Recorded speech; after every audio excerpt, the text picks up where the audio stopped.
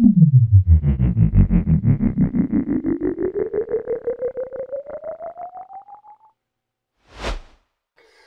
barani Afrika limeendelea kukua kwa kasi na baadhi ya vilabu vimejipatia umaarufu mkubwa na mafanikio ya kifedha kutokana na uwekezaji, udhamini na mafanikio uwanjani.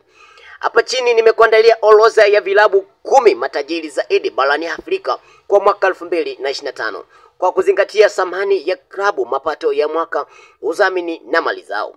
Twende tukaangazie moja kwa moja nafasi ya kwanza ambayo imeshikiliwa na Al Ahly Sport Club.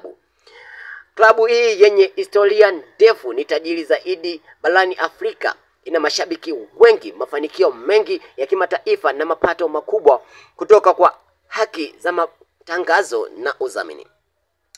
Nafasi ya pili imeshikiliwa na Zamalek Sport Club. Hii pia ni ya Misri, mpinzani mkubwa wa Al Ahly. Zamalek pia ni matajiri au ni tajiri kwa sababu ya mafanikio ya muda mrefu na uwekezaji wa ndani. Inapokea fedha nyingi kutoka kwa wadhamini wa nje na ndani ya nchi. Tukaangazie moja kwa moja nafasi ya tatu ambayo imeshikiliwa na Mamelodi Sundowns. Hii ya Afrika Kusini inamilikiwa na bilionea Patrice Motsepe.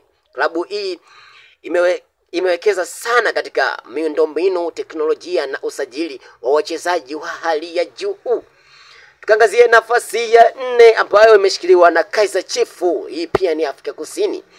Pamoja na kuwa moja ya vilabu vyenye mashabiki wengi, Kaizer Chiefs hupata mapato mengi kutokana na mauzo ya jezi na mikataba ya wadhamini. Nafasi ya 5 imeshikiliwa na Orlando Pirates. Hii ni pia ya Afrika Kusini. Bwana, klabu kongwe inayojivunia historia tajiri na mafanikio barani Afrika. Mapato yao makubwa yanatokana na mikataba ya udhamini na haki za matangazo.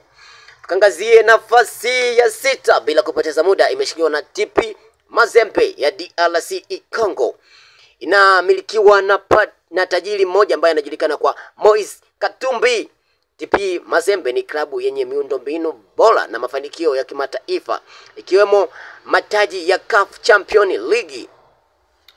Nafasi ya 7 imeshikiliwa na Raja Casablanca. Hii ni moja kwa moja katika nchi ya Morocco, moja ya vilabu maarufu Afrika Kaskazini. Raja upata mapato makubwa kutoka kwa mashabiki wake wengi, udhamini na mauzo yake ya tiketi. Tukaangazia nafasi ya 8 ambayo imeshikiliwa na Wydad Casablanca, pia ni ya nchi ya Morocco.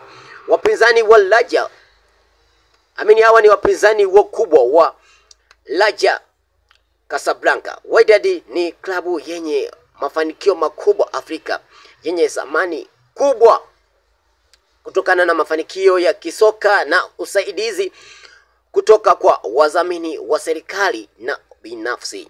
Twende tukaangazie nafasi ya 9, Esperance de Tunis. Hii kutoka katika nchi ya Tunisia. Klabu hii imekuwa ikitawala soka la Tunisia na Afrika kwa miaka mingi. Ina bajeti kubwa inayotokana na mafanikio ya ndani ya kimataifa. Bwana, nafasi ya 10 hautakuja uamini, ambayo nafasi ya 10 imekuja kushikiliwa na Simba Sport Club. Hii ni katika nchi yetu au nchi ya ahadi, hapa Tanzania. Moja ya vilabu tajiri Afrika Mashariki, Simba Sport Club imepiga hatua kubwa kifedha kutokana na usimamizi bora, udhamini mkubwa kama mbeti na mafanikio ya CAF Champions League. Bwana, vilabu vya soka barani Afrika vinaendelea kukua kwa kasi na ushindani wa kifedha unaochochea maendeleo ya mchezo huu.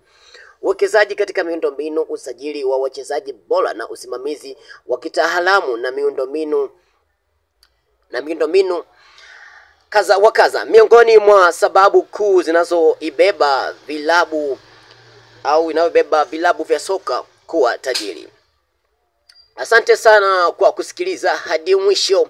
Kama umefeel na unapenda burudani kali kama hii, basi usisahau kubonyeza subscribe, kuwasha kengele na kuacha comment yako pale chini. Hapa ndiyo nyumbani, au ndio maskani pa Boli, na mambo yanazidi kunoga.